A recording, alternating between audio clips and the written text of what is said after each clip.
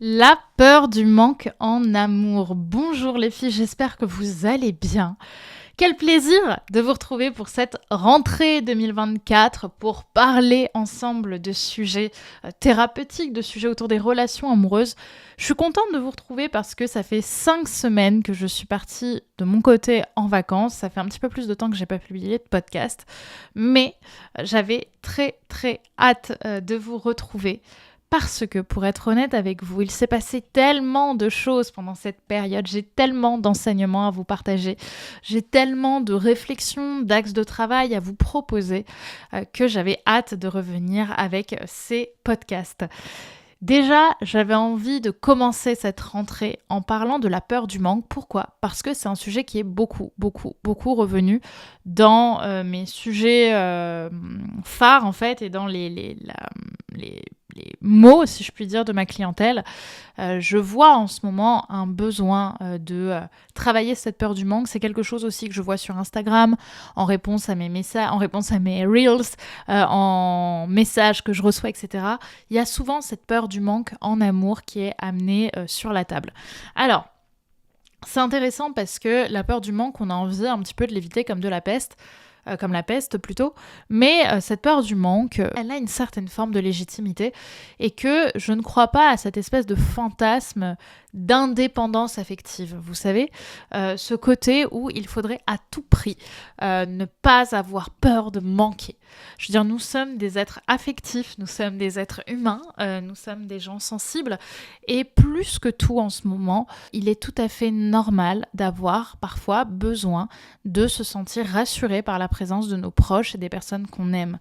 Vous savez, je vois, j'observe, ça fait maintenant 10 ans quasiment que je suis sur les réseaux sociaux et je vois à quel point parfois le travail de certaines personnes peuvent nous amener en fait à vouloir devenir des machines. C'est des machines où il n'y a plus de sensibilité, il n'y a plus de complexité, il faut être soit blanc soit noir, mais pas les deux. Et c'est quelque chose sur lequel je milite beaucoup. Je pense que la peur du manque et vouloir l'éradiquer ou éradiquer la dépendance affective, pour prendre un autre parallèle, c'est quelque chose d'assez terrible parce que ça voudrait dire renoncer à une forme d'humanité. Néanmoins, cette peur du manque en amour, elle est à travailler tout de même. Je veux dire par là que la peur du manque ne doit pas être quelque chose de culpabilisant quand il s'agit de personnes qu'on aime dans notre vie, qui ont notre place dans notre vie, qui sont importantes dans notre vie. Par contre, ça peut être intéressant plutôt de travailler et de s'observer dans des relations qui n'en sont pas encore en fait, sur des relations beaucoup plus éphémères ou débutants et qui font déjà vivre en nous une peur du manque. Alors, il faut bien comprendre que la peur du manque, on en parle beaucoup dans ce qui est argent, dans ce qui est nourriture aussi. La peur du manque, déjà, pour en parler en elle-même, c'est une peur qui réveille un petit peu nos besoins, je dirais, fondamentaux, un peu naissants. Elle réveille notre nécessité à nous sentir en sécurité. Okay ? La peur du manque, c'est la peur de ne plus être en grande partie en sécurité avec justement nos repères. Et très souvent, ce qu'on va faire, la réaction qu'on va avoir quand on a une peur du manque, soit on va aller justement à l'opposé de cette peur du manque, c'est-à-dire qu'on va chercher à accumuler. Par exemple, une personne qui a peur de manquer d'argent va accumuler, économiser un maximum d'argent sur ses petits comptes en banque. À l'inverse, une personne par exemple qui a, ou plutôt non, à l'égal plus qu'à l'inverse, une personne qui a peur de manquer de nourriture va parfois beaucoup manger pour justement accumuler. C'est ce qui arrive parfois dans le cas de troubles du comportement alimentaire. À l'inverse, on peut aussi refouler. C'est une autre réaction possible en faisant ce qui active nos peurs. Ça, c'est intéressant aussi comme manière de voir où des personnes qui ont peur de manquer d'argent vont pourtant tout faire pour le dépenser. Très intéressant. Une personne qui a peur de manquer d'amour peut, alors c'est une réaction, c'est pas forcément celle de ma clientèle, mais elle arrive aussi, va plutôt chercher à le rejeter, à s'éloigner de l'amour. Okay ? Donc c'est aussi intéressant à observer. Et dans le cas de la peur du manque en amour, justement, je la définis personnellement comme une réserve d'amour-propre assez vide. Alors ici, je le rappelle, je parle de peur du manque quand on est dans une situation où une personne va nous manquer, ou même, je ne parlerai même pas de personne, le fantasme de la relation amoureuse rêvée qui n'existe pas encore, mais on va avoir une personne dans notre vie qui va soudainement arriver et cette personne, on va tout de suite avoir peur de la perdre. Ok, c'est la peur de perdre des personnes. Ça peut être très sain quand on est dans des relations amoureuses solides ou avec nos proches, nos parents, etc. Mais ça peut être aussi assez intéressant de le travailler quand on a cette peur de perdre des personnes qui viennent seulement de débarquer dans notre vie et qui n'ont pas encore appuyé ou prouvé leur importance. Moi, je vois ça un petit peu comme une image personnelle, une estime personnelle un peu égale au tonneau des Danaïdes.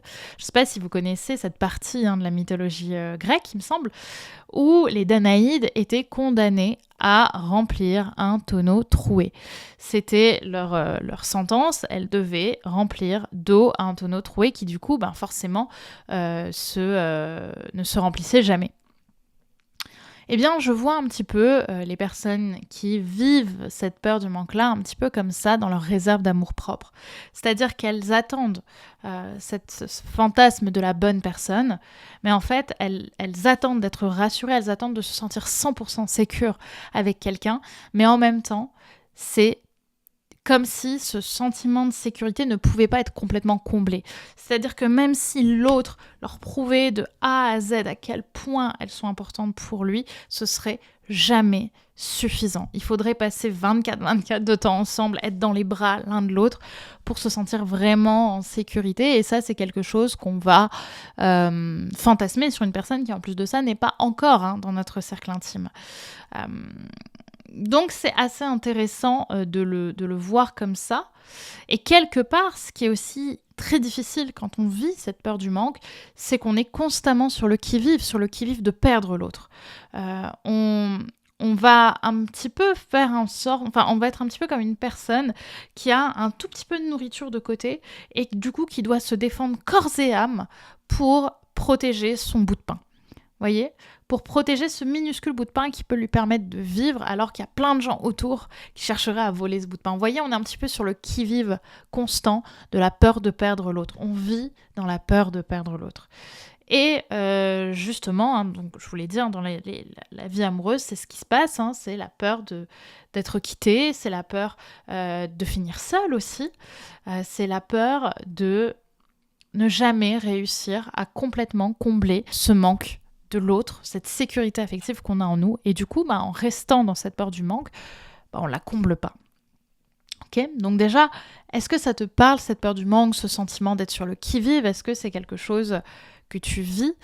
Ça peut être aussi des dates où si l'autre ne nous envoie pas un message dans les 20, 30 minutes, 1 heure après notre rendez-vous, on a l'impression qu'on l'a déjà perdu et on panique comme si notre monde s'écroulait. Alors que ça fait 1 heure que cette personne est partie et ça fait peut-être 3 jours qu'on ait commencé à discuter sur une application de rencontre, par exemple. Donc ce qui est important de comprendre, c'est que souvent la peur du manque est une réaction à quelque chose de plus profond. On ne se réveille pas quelque part un matin avec la peur du manque. C'est pas ce matin j'ai peur que tu partes. Il y a souvent une croyance qui a été construite plus jeune, qui est plutôt de l'ordre du « je ne suis pas en sécurité affective ». C'est assez important de le dire. Vous pouvez avoir construit cette croyance-là alors que vous avez eu à vos yeux une enfance tout à fait géniale avec des parents aimants. Et bien sûr, le principe d'une croyance inconsciente, c'est qu'on ne sait pas qu'elle est là justement parce qu'elle s'est construite sans que vous vous en rendiez compte pour justement vous protéger. Alors, d'où est-ce qu'elle vient, cette fameuse croyance du « je ne suis pas en sécurité ». Ici, je ne suis pas en sécurité affective. Alors, il y a plein de pistes, évidemment, que vous pouvez explorer, notamment avec votre thérapeute, si vous en avez un. Mais même si vous avez ces pistes, ça peut n'avoir aucun rapport avec ce que vous imaginez. Aujourd'hui, je vais vous donner quelques idées qui peuvent peut-être vous aider, mais ça reste quand même à vous de réfléchir. C'est quelque chose qui est très personnel. Mais quand je vous parle justement de de réserve qui n'a rien à voir, de croyances ou de moments de votre vie qui n'ont rien à voir avec la croyance que vous allez construire, ce que je vais vous dire va peut-être vous aider. Dans mon cas, par exemple, j'ai mis ça en conscience il y a quelques années, donc ça va mieux, notamment par rapport à cette peur du manque dans mon cas. C'était cette idée, ce sentiment d'avoir eu en fait un amour conditionnel de la part de mes parents. Par exemple, quand j'étais petite, j'avais de l'amour à foison de la part de mes parents.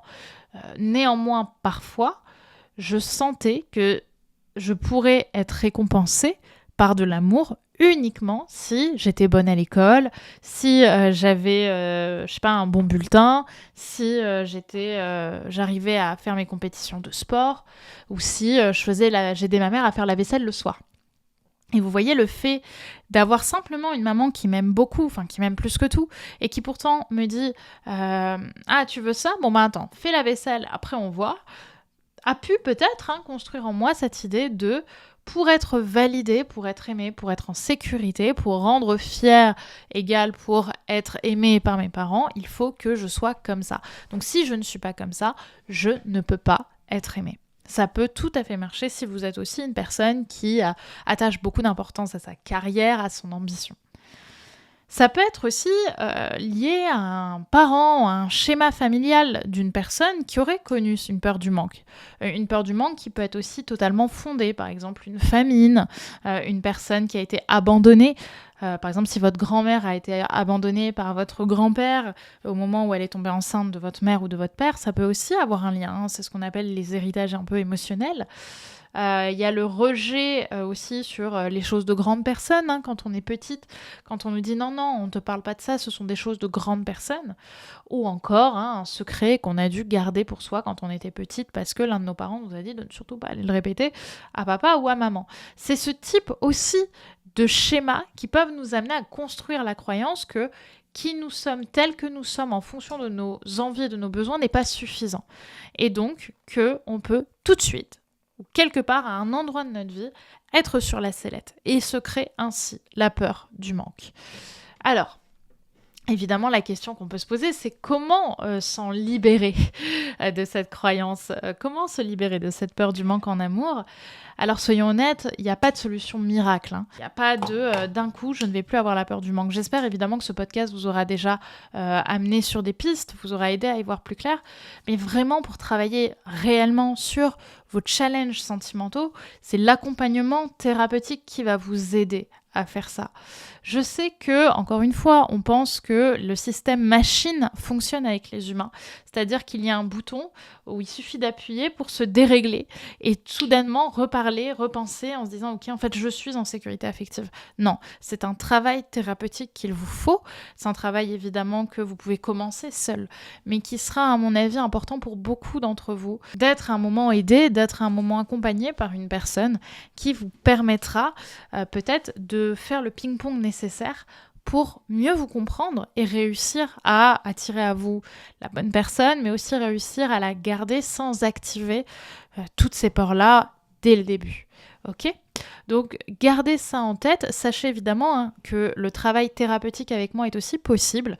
Je vous le dis parce que on m'a posé beaucoup de questions autour de mes accompagnements, de l'accompagnement individuel, de l'école Femmes d'Exception, etc.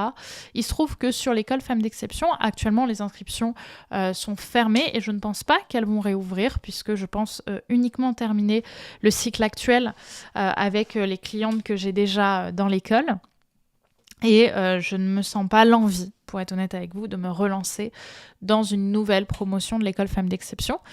En revanche, là où j'ai beaucoup d'envie en ce moment, c'est dans cette volonté de vous réaccompagner, de vous accompagner individuellement dans un travail thérapeutique, dans un accompagnement sur du long terme, donc sur minimum 6 mois, pour réussir justement à construire une relation amoureuse solide, une relation amoureuse saine via mon accompagnement, donc qui se fait par téléphone ou par visio, une fois toutes les 2 semaines, avec un suivi WhatsApp. Enfin, c'est tout un travail que l'on peut faire ensemble. Et pour ça, aujourd'hui, donc les inscriptions sont ouvertes. Vous avez un lien en description ou sur mon compte Instagram pour justement remplir un formulaire qui vous permettra de rentrer en contact avec moi, de pouvoir se contacter, voir ce qui est faisable et ainsi pouvoir travailler potentiellement ensemble si après justement l'idée de cet appel découverte, vous et moi, on sent une volonté commune de travailler ensemble et de faire et de voir aussi, de vérifier si je suis la bonne personne pour vous aider. Pour ça, vous avez un lien en description de cet épisode ou vous pouvez aller sur mon compte Instagram pour remplir également le formulaire et ainsi prendre rendez-vous avec moi pour, je vous le souhaite, débuter un beau travail thérapeutique qui vous aidera à trouver la bonne personne et à construire une relation amoureuse sécurisante pour vous. Sur ce, mesdames, je vous retrouve lundi prochain. En effet, on ne se retrouve pas jeudi puisque pour cette rentrée, j'ai décidé de passer le podcast à un épisode par semaine parce que c'est beaucoup de travail de faire ce podcast, d'écrire les épisodes, de se lancer un petit peu là-dedans. J'ai une volonté, comme je vous l'ai dit, aussi de prendre beaucoup de temps pour me former. D'ailleurs, je me lance dans une formation de thérapeute sur 4 ans, pour ceux qui ne l'ont pas su, et également pour me consacrer à mes clientes et pour pouvoir les accompagner le mieux possible. Et bien sûr aussi pour vous faire les podcasts qui seront les plus aboutis possibles, parce que j'estime que même si c'est du contenu offert et gratuit, je veux y mettre tout mon cœur parce que je veux rendre accessible aussi la connaissance et l'accompagnement tel qu'on peut le faire grâce aux réseaux sociaux et grâce au podcast. Donc on se retrouve ici, on se retrouve sur Instagram. On n'oublie pas également, si vous ne l'avez pas fait, de vous abonner à ce compte, à cette chaîne de podcast. Et comme je vous l'ai dit, si vous souhaitez en savoir plus sur mes propres accompagnements de 6 mois, je vous invite à cliquer sur le lien en description ou à me contacter directement aussi via Instagram pour avoir votre formulaire de contact et rentrer en contact avec moi. Au départ, évidemment, sans engagement. À très vite, mesdames, à lundi prochain. Je vous embrasse et je vous souhaite une très belle journée. Bye bye!